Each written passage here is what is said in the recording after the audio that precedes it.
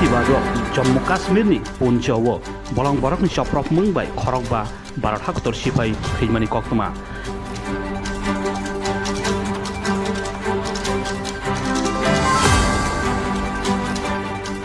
Piaba Haini Hai Shaldug Yawino 26 April Salmarini Salo Chhattisgarhni Noksalrok bai Choprok Jakphimani bai Khoroksi Sa Langma Kamapika Barat Hakotorni Sipai ro Khoroksi Sa bisingo Khoroksa Malkhongraibar tongo hnai Koktuma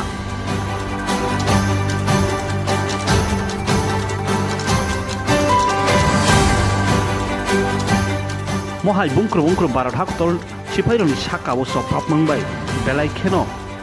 Tungphalaijak Nukjakui tongo Chhattisgarh Hapharo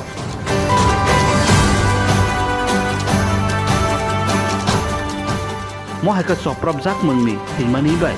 Khoroksi Sani Sipaini Langma Kamamani bai Chhattisgarh Haphangni Engai Grak Kok Sakha Khoroksa no Naitugui Romnani Yakna Tei Grak Najaknai Hinai Sajakha की जानकारी है और ये बेहद दुखद है और मैं जो हमारे जो जवान शहीद हुए हैं उसके परिवार के प्रति संवेदना व्यक्त करता हूं।